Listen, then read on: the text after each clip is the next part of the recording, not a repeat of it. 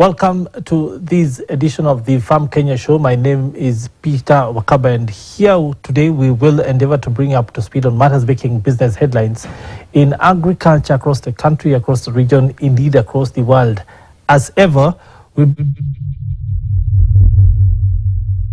that is necessary to enable you make financial decisions about your livelihoods in the agriculture space. And of course, bring you guests will give you insights into things, ways, means that can improve your agriculture, your access to markets, and of course your information. And one such guest is here with us in studio, Monica Maina. She is a farmer and agronomist. Karibu sana. Thank you so much. It is nice to have someone young and energetic for a change. A lot of the time we have farmers here in studio who are not of the age of 60, and of course saying that Kenya considers agriculture its backbone, and of course when you have young people it does make a difference. So nice to see you. Thank you. Please start by telling us what exactly you do and what your space in agriculture is. Thank you so much. I am Monica Maina. I am an agronomist and a farmer too.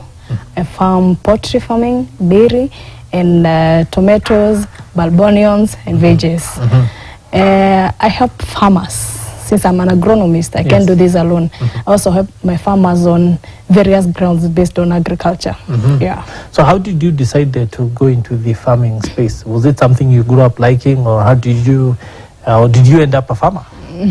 I'm a villager. Yes. And I've grown up seeing my parents going to the farm, doing farming. And then I grew passion since then, since I was young. So after I completed my high school, I wanted to enroll on agriculture. So I went and did general agriculture, and then I wanted to go to the ground, practice the farming, and still help the other farmers on the farming varieties and whatever they should do. Yeah. A lot of people who've grown up on farms swear they want nothing to do with farms and head for the towns and say, mimi sitaki mambo ya mchanga, or animals, or waking up early, those sorts of things. Yes. Why was it different for you? I love it.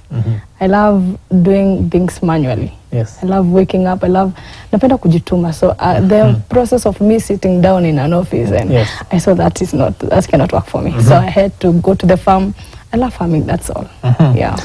For a lot of people, their biggest challenge is which aspect of agriculture to go into.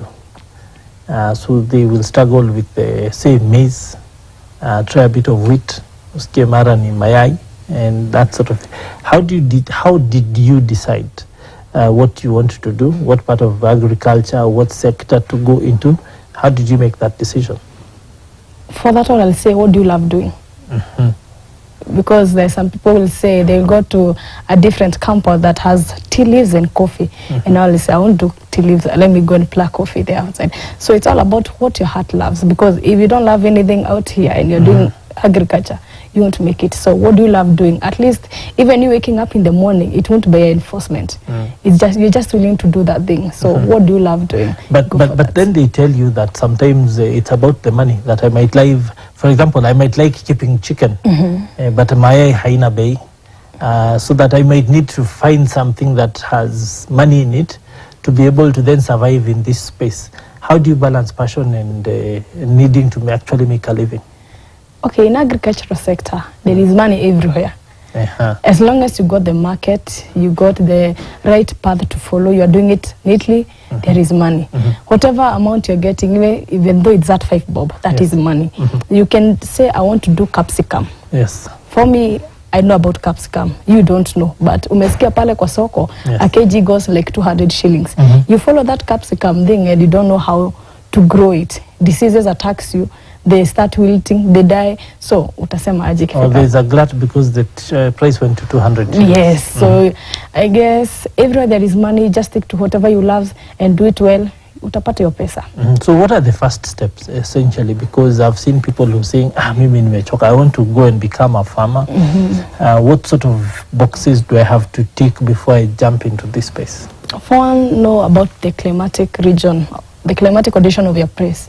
Like, there's some things you can't grow on a cold area since adaptation zake ni warm area. So just know about the climatic condition of your region. Then we have agronomists everywhere. people who have already ventured into the agricultural sector and they know what happens, this is how it goes. Go seek information from them. Go pay for that farm visit. Go pay for that. Go learn. Use the internet. Explore more. And before you take any action of saying, I want to farm this, please go visit the farms. Go visit the expertise there. Let them nurture you in everything so that when you're going to venture there, at least you have an idea of what to do. What if we worked in the opposite direction? So to say, for example, I found a market, I've come across a market, like I've seen people who've gone on holiday, traveled somewhere and found, this place has a shortage of tomatoes. There is no one who supplies cabbage here. I've seen people go on pilgrimage to Europe. Wanaenda ile ya kanisa. And then they find there's a huge market for some types of flowers, but there is nothing. Nobody supplying it from your part of the world. How do you then work that journey backwards to find land that will work for that crop, to then find the skill sets that are necessary for that, to figure out the costing, all those things? In every crop variety that you're growing, they have the specification and the adaptation. Yes. So whatever tomatoes I'm going to do at my area, it's not, okay, my area is cold, a bit cold. It's not what people in Idanga will do. Yes. Not what people from Idanga will do, because the adaptation are different. So even in tomatoes, we have so many varieties according to the climatic adaptations of each and every variety. So the best thing there, okay, go find somewhere shortage of tomatoes or maybe capsicums, learn about the varieties. If you don't learn about the varieties and then you plant something that can't grow there, it's still a total mess. And then there's the issue of land. Either the size or availability. Some people have no land, so they might have to beg, borrow still, or rent. How do you go about figuring out which areas will work for you? How do you go about establishing costs? We have people who are telephone farmers, have never done this thing before. Is it that you find an agronomist to hold your hand through the process, or do you then start to walk this, talk this walk, or just do things yourself? Yeah, you have to find an agronomist to hold your hand. Most probably you can find, like, you have planted a certain variety and maybe you just bought a piece of land, but you didn't look at some certain factors that you should consider when buying that land. You can find you bought that piece of land, you have planted, but the water availability is far too away. And you need to water the seedlings for them to nurture and catch on the ground. So you should have an agronomist. That's the key thing, so that you can get the best produce ever. Yeah. There are sectors like chicken. Whether for meat or for eggs, people will start out, and then along the way you discover there's a thing called chicken feed, and the price, is, especially right now, is quite high. How do people start to recover? Because now you're looking at being out of pocket. You've already invested in structures. You have these birds, they're hungry. What are the ways in which people can improvise? Sometimes as farmers we face challenges. You find the raw materials are expensive, but getting to what we're selling, let's say even the eggs, the prices still, but as Japan does go to pennies, because you find you kind of, whatever the profit margin you're getting, it's now low. You can almost getting a loss of everything, because you have workers to pay, you have to buy feeds, you have to pay electricity, more so if you're doing like the brooding or the weaning. So I guess now it's for people to do farming. Because for most of the chicken feed, we have the broken maize. That one we'll have to cut cost on the feed formulation. Also, people are doing about the BSF, the black soldier flies, as a source of protein, and some azora for calcium. So if you have some kind of those things, and then you supplement with whatever you are giving the feed, at least you cut the cost of production when it comes to buying of the feeds. So all that is really interesting, and of course peppering you with questions. But I'd want now to take you back to the beginning.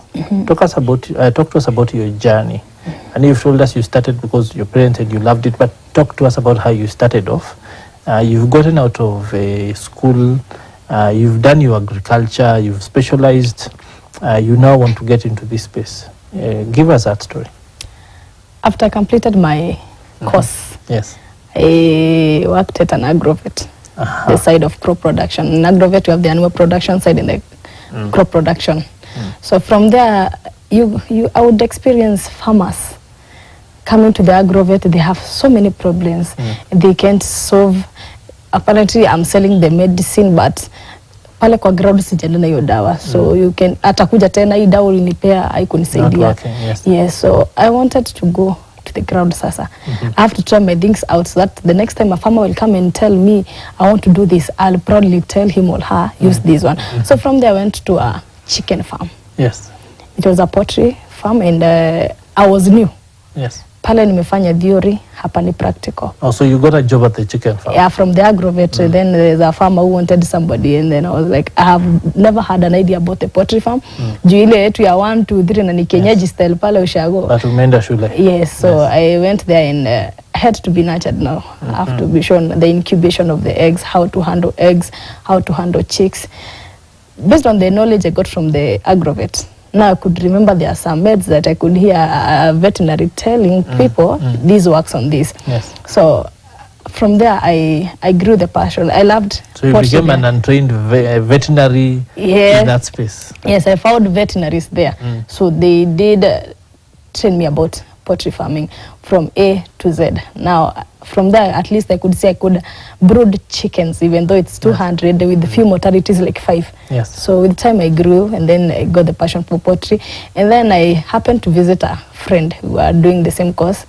He was managing a certain farm. So I went there. First time was like, Edo Garden of Eden, because he has different varieties of crops. So I was like, how do you even tell this one is having these diseases, this is a disease resistant crop? Yes, and he asked me to go to do farm visits severally. At least when he's doing farming with other workers there, I'll get to learn and know what kind of medication to use, which is the best crop variety in that area. So with time, he did nurture me. And first thing I remember after I even tried on cabbages. They did me a mess. Being an agronomist, they did a mess because there is the aphids, there's the cutworms. And then despite me having worked in an agrovet, it was still challenging me because bado kwa ground sijakuwa, nimekuwa tu theoretically. I can explain very well, but me practicing it, it was hectic. So you'd work your magic, but it's not working. Yes.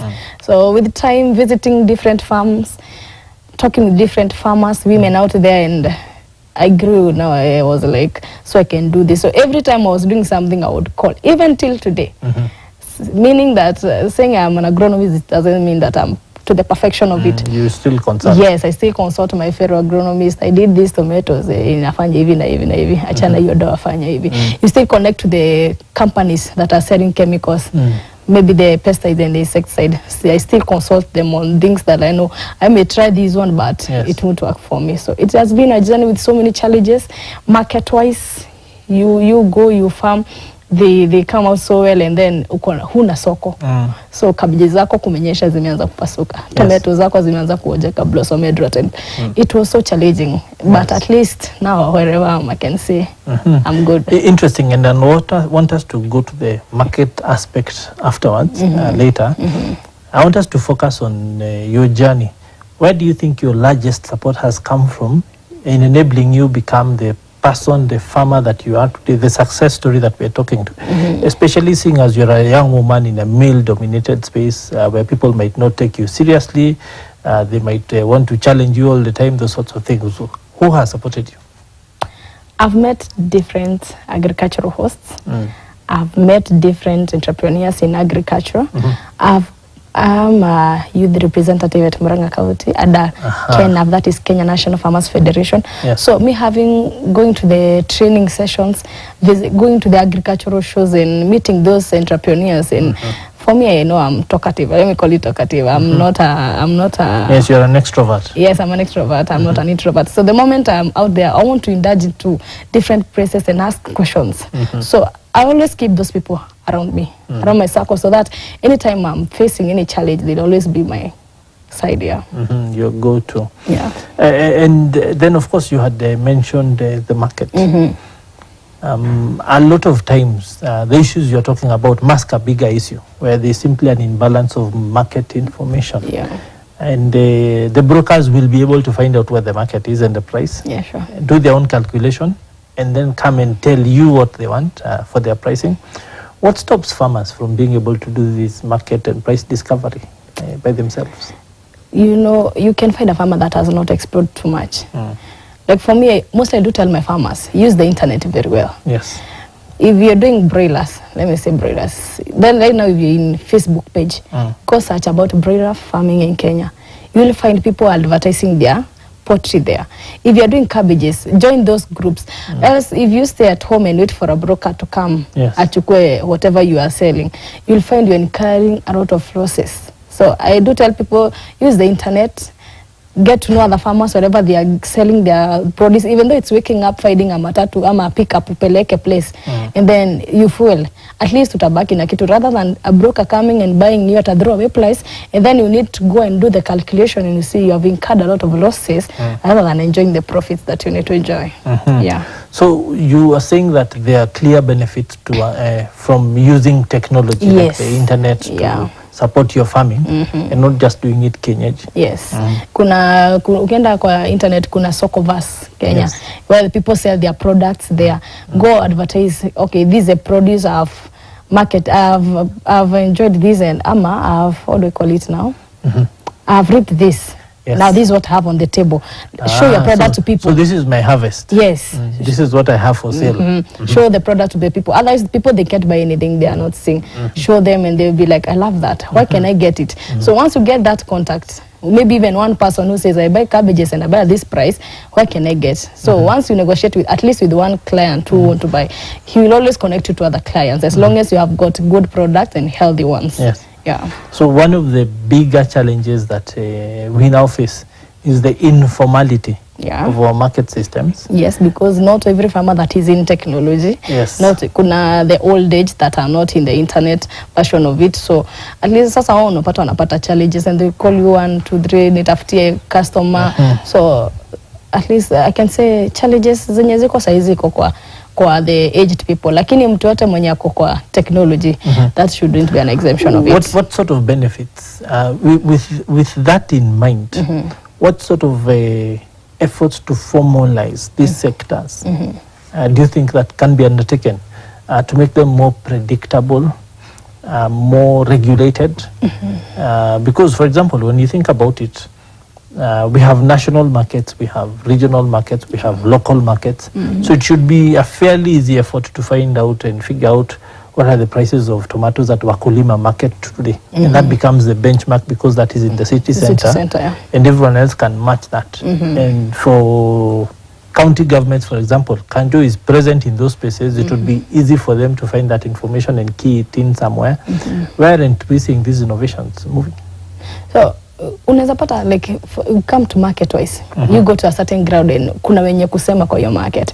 So if me, I'm a new farmer and I want to take, let's say, maybe to Kiambu town to sell my produce there, and then ipate kuna wenye kusema huko, I'll feel belittled from the moment, because I will be like, sasa zangu nitauzia wapi? So I guess the people in charge of those areas should let every farmer that is coming to sell the produce to at least to feel entitled to the market sector. It's quite like kuna wenye wanaongea, kuna wenye they can't communicate in that area. Let's be a free society.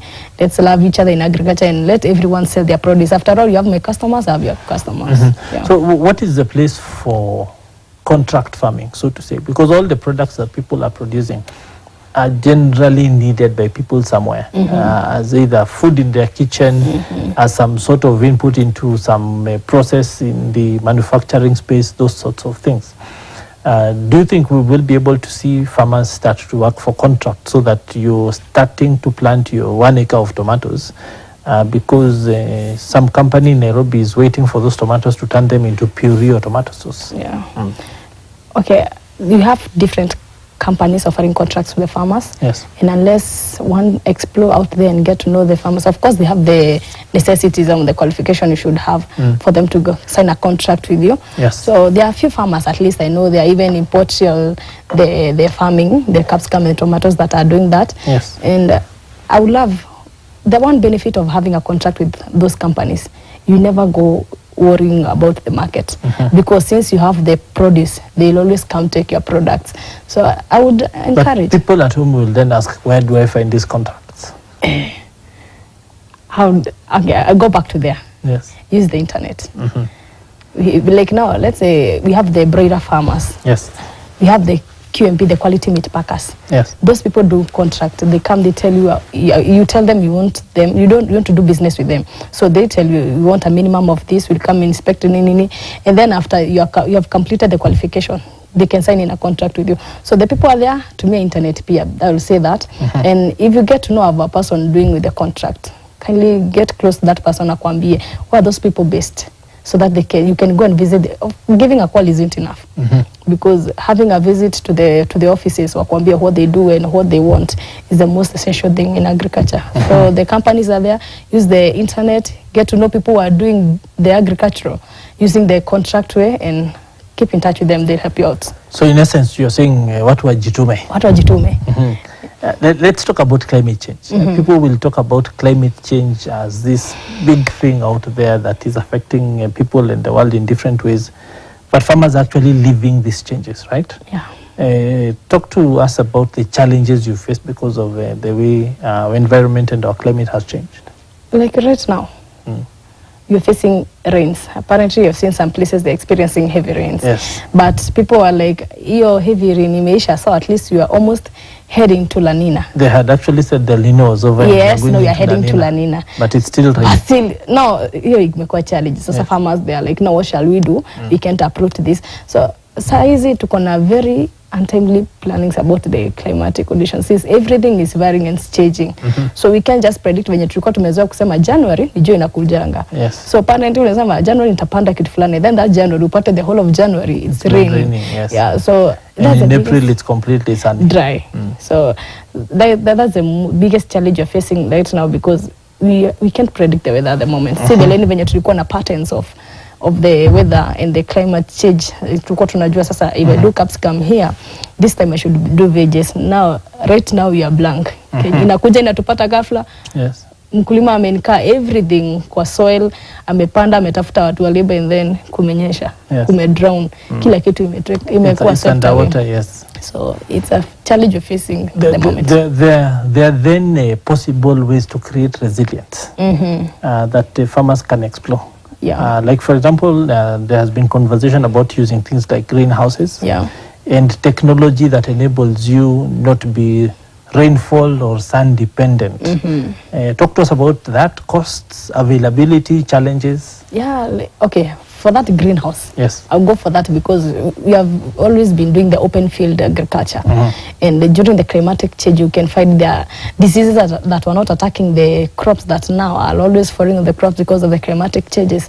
And then if I come and tell you I want to do greenhouse, do an enclosed agriculture, and you can't afford that, because apparently having a greenhouse, it will cost you much. There are farmers that are small scales. Farmers when you wanaanza, they have they have not even experienced much on agriculture. So you find telling the farmer to go and do agriculture on a greenhouse, sometimes inakuwa a challenge. But that's the best way at the moment, due to the climatic factors that you're having. Because in a greenhouse, there is the room temperature that is always there to maintain the warm temperature there. So when you have the open field and then kuna diseases, and then aone mwingine akona greenhouse zake ziko poa, anafeel ameacha nyuma kidogo. But it is the technology you have, and you have to appreciate it. You have to accommodate it. You have to work with what you have. To accommodate it and work with it. Else hatutapata anything for agriculture. Indeed, really good insights. We have to go to a short commercial break. But when we come back, I think we can start to talk about the technology that is also creating resilience for farmers, because there are different things I know, like insurance, for example, and some other interventions that have been enabling farmers be able to stay afloat in this space. Of course, that after this short break. Don't go anywhere. We'll be back in just a couple of minutes.